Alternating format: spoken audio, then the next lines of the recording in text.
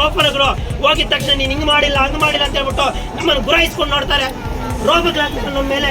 ನಾವು ಯಾರು ಕೇಳ್ಬೇಕಾಗದನ್ನ? ಅದಕ್ಕಾಗಿ ನಮ್ಮ ಬಾಬಾ ಸಾಹೇಬ್ ಅಂಬೇಡ್ಕರ್ ಅವರು ಕಾರ್ಮಿಕರಿಗೆ ಒಂದು ಲೈಂಗಿಕ ಕಿರುಕುಳ ವಿರೋಧಿ ರಚನೆ ಮಾಡಬೇಕು, ಒಂದು ಸಮಿತಿ ರಚನೆ ಮಾಡಬೇಕು. ನಮ್ಮ ಮೇಲೆ ಅನ್ಯಾಯ ನಡೆದಾಗ ಅಲ್ಲಿ ನಾವು ದೂರ ನೀಡಬೇಕು ಅಂತ ಹೇಳ್ಬಿಟ್ಟು ಕಾನೂನು ಹೇಳ್ತಾರೆ. ಅದನ್ನ ಇವತ್ತು ನಾವು ಜಾರಿ ಆಗ್ಬೇಕಂತ ಹೋರಾಟ ಮಾಡ್ತಾರಂಥದ್ದು.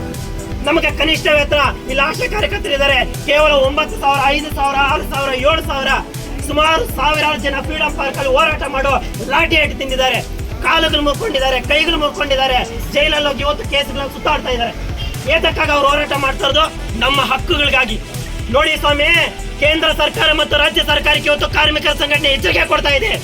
ಏನಂದ್ರೆ ಇವತ್ತು ನಾವು ಯಾವುದೇ ಕಳ್ಳತನ ಮಾಡ್ತಾ ಇಲ್ಲ, ಈ ರಾಜಕೀಯ ನಾಯಕರು ಮಾಡ್ದಂಗೆ ಯಾರ ಮೇಲೆ ದೌರ್ಜನ್ಯ ಮಾಡ್ತಾ ಇಲ್ಲ, ದಬ್ಬಾಳಿಕೆಗಳು ಮಾಡ್ತಾ ಇಲ್ಲ. ನಮ್ಮ ರೈಟ್ಸ್, ನಮ್ಮ ಹಕ್ಕನ್ನು ಕೇಳಕ್ ನಾವು ಬರ್ತಾ ಇರೋಂಥದ್ದು. ಇವತ್ತು ಮುಷ್ಕರ ಮಾಡ್ತಾ ಇರೋಂಥದ್ದು ನಮ್ಮ ಬಿಲ್ಡಿಂಗ್ ಮೇಲೆ ಹೋಗ್ಬಿಟ್ಟು ನಾವು ದಬ್ಬಾಳಿಕೆ ಮಾಡಕ್ ಆಗಲ್ಲ, ನಮ್ಮ ರೈಟ್ಸ್ ಅನ್ನು ಕೇಳಕ್ ನಾವು ಬರ್ತಾ ಇರೋಂಥದ್ದು ಹೇಳ್ಬಿಟ್ಟು ಎದೆ ತಟ್ಕೊಂಡು ಇವತ್ತು ಕಾರ್ಮಿಕರು ಇವತ್ತು ಹೋರಾಟ ಮಾಡ್ತಾ ಇರೋಂಥದ್ದು. ಅದಕ್ಕಾಗಿ ತಾವೆಲ್ಲರೂ ಇಲ್ಲಿ ಬಂದು ಸೇರಿದಿರಿ, ತಮಗೆಲ್ಲರೂ ಸಹ ಧನ್ಯವಾದಗಳು ಹೇಳ್ತಾ ಇದ್ವಿ. ಇವತ್ತೇನು ಮನವಿ ಪತ್ರವನ್ನ ನಮ್ಮ ನಾಯಕರೆಲ್ಲ ಸೇರ್ಕೊಂಡು ಇಲ್ಲಿ ಕೊಡ್ತಾರೆ. ಅದರ ಜೊತೆಗೆ ಇವತ್ತು ನೌಕರರು, ಏನು ಪಂಚಾಯತಿ ನೌಕರರು ಇವತ್ತು ಇಒ ಆಫೀಸ್ ಮುಂದ್ಗಡೆ ದೊಡ್ಡ ಮಟ್ಟದ ರೀತಿಯಲ್ಲಿ ಅಲ್ಲಿ ಹೋಗಿ ಮೆಮೊರಾಂಡಮ್ ಕೊಡ್ಬೇಕು.